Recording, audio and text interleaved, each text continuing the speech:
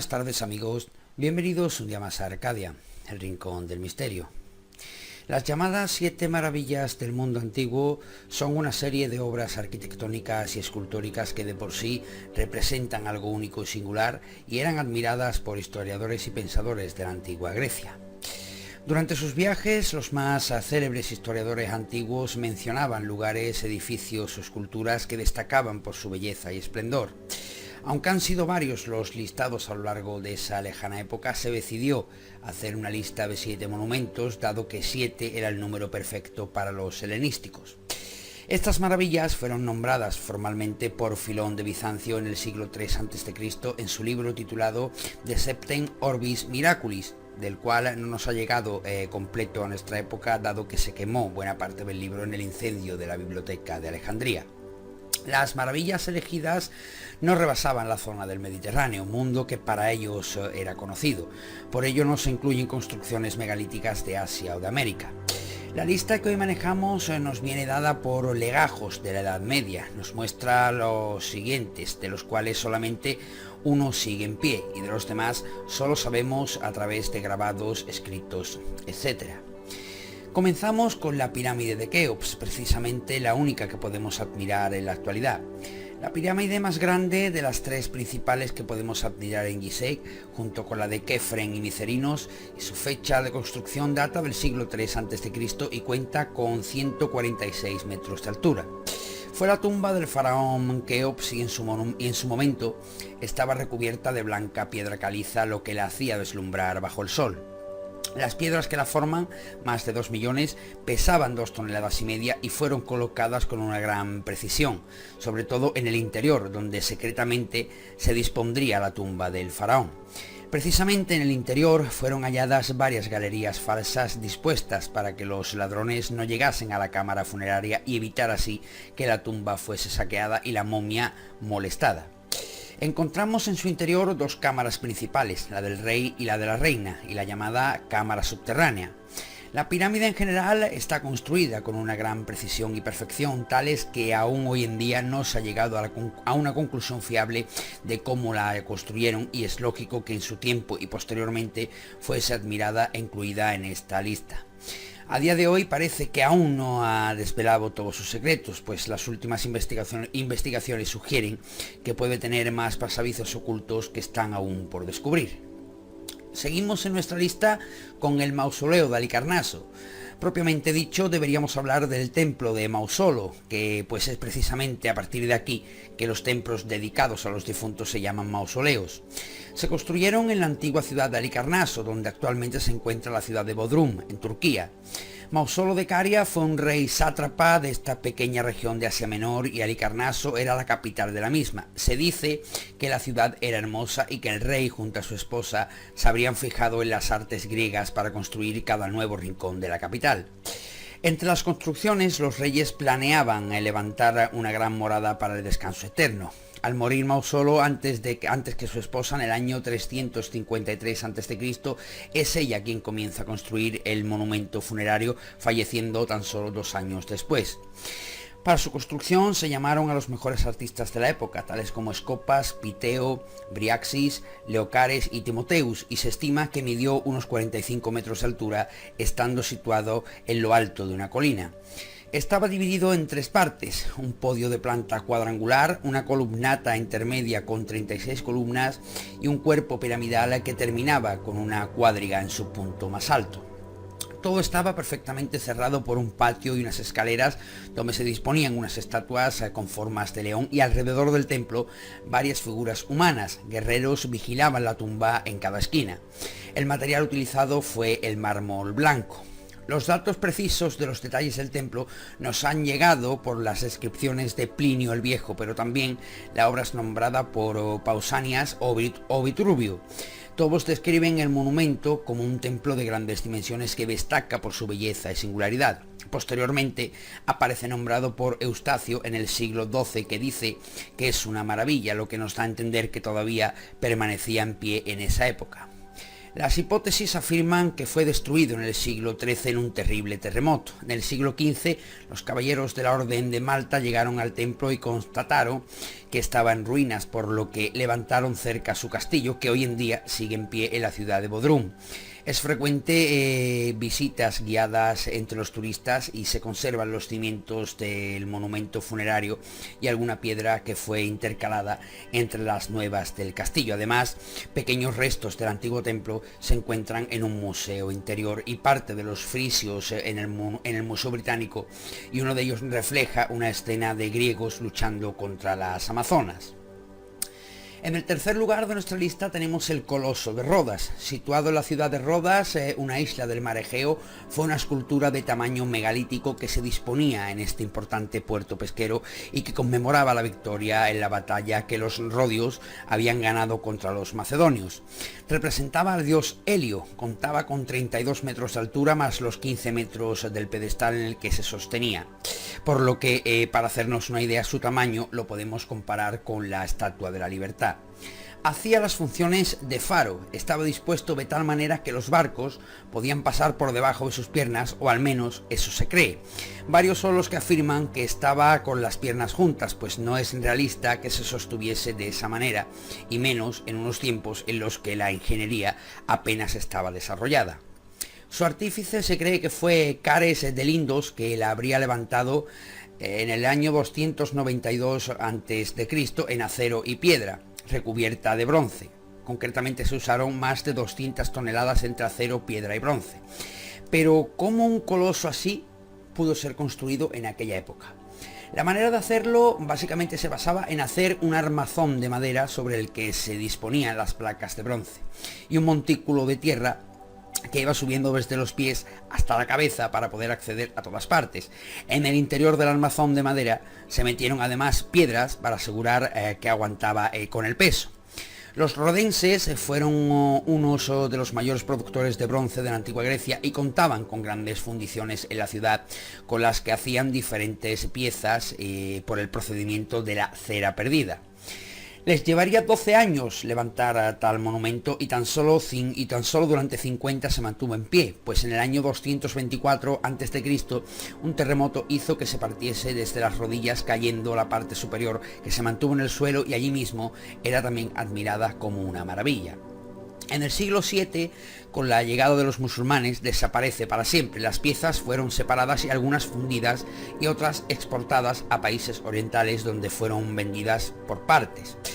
En la época era la escultura más grande que jamás había visto, y esto hizo de ella que se incluyera en la apreciada lista de las 7 maravillas del mundo. En el lugar número 4 tenemos el Faro de Alejandría. Con el propósito de que los marineros llegasen a puerto, se levantó esta torre en la isla de Faros, y es de aquí precisamente que comienza a llamarse faros a este tipo de construcciones.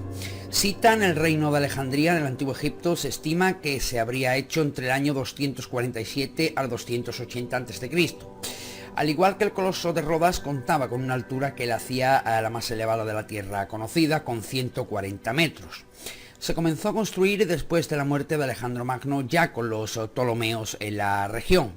Consta de 3 secciones, una base cuadrada, una sección octogonal central y una parte superior circular coronada por una estatua de Zeus. En ella se disponía un espejo en el cual se reflejaba la luz solar durante el día y el fuego que encendían por la noche en el horno que allí se disponía. Estaba recubierto de una fina piedra caliza blanca. La descripción del faro nos ha llegado no por antiguos escritores griegos, sino por un árabe del siglo XII llamado Ibn al-Sa'id. El faro fue dañado durante los terremotos en los siglos posteriores e incluso parte fue destruido por árabes que pensaban que bajo sus cimientos se escondía el famosísimo tesoro de Alejandro Magno.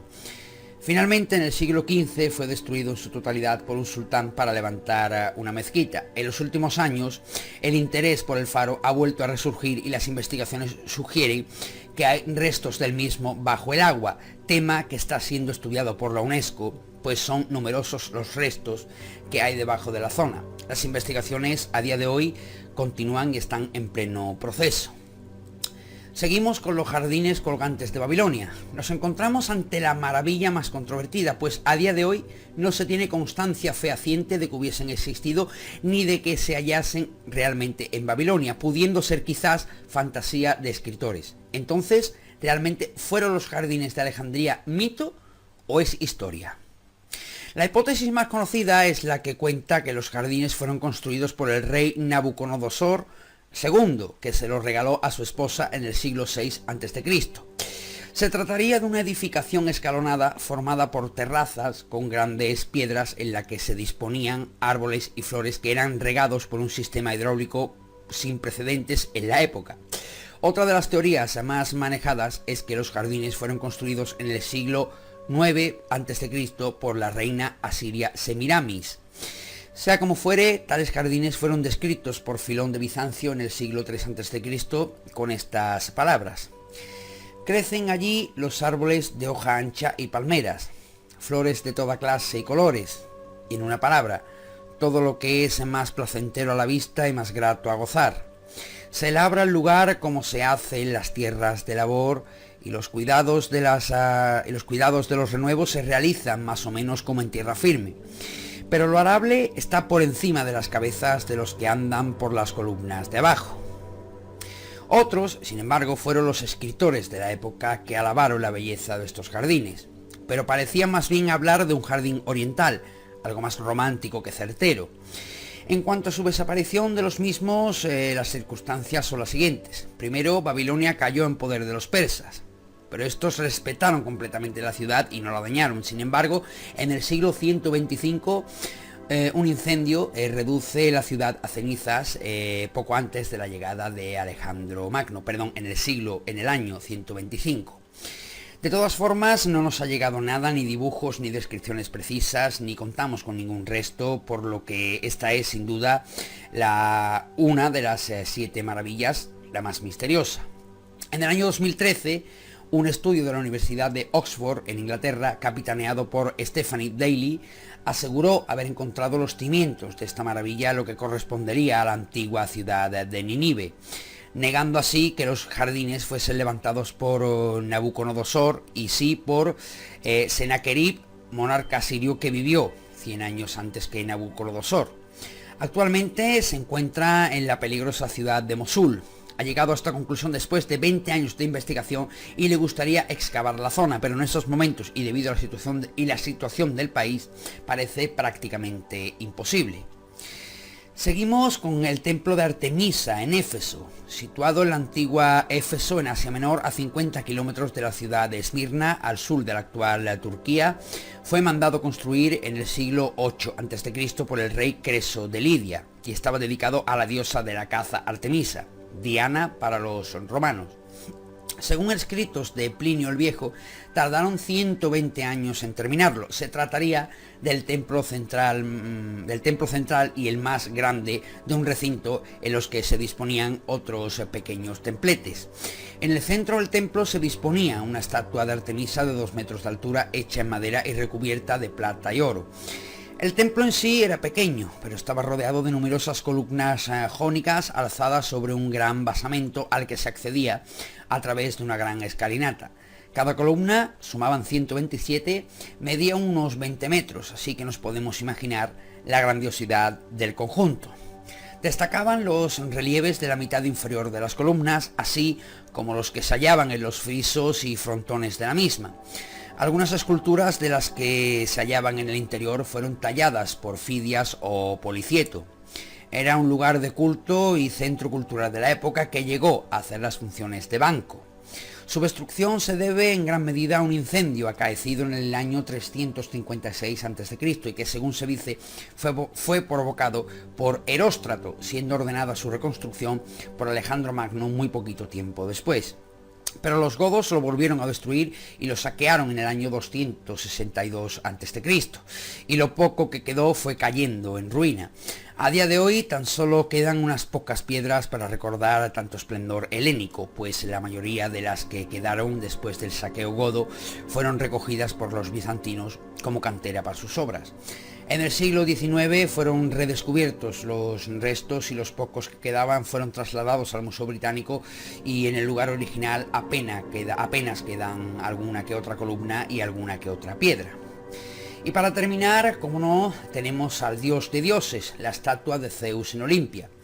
La última de las maravillas de la lista nos lleva a una imponente escultura crisoelefantina, es decir, de marfil y oro, que fue realizada por el maestro Fidias en el siglo V a.C.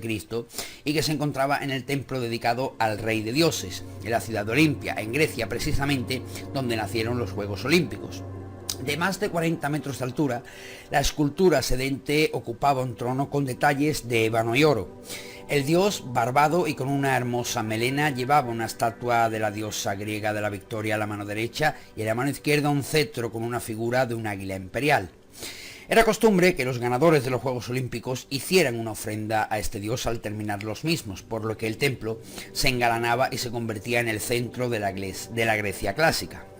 Fidias, que era muy perfeccionista, una vez acabada su obra, no pareció contento con el resultado y decidió ponerla a prueba. Se escondió detrás de ella y fue invitando a algunos ciudadanos para que la viesen, observando al mismo tiempo todo lo que sobre ella hablaban. Algunos criticaban sus facciones, otros sus ropajes.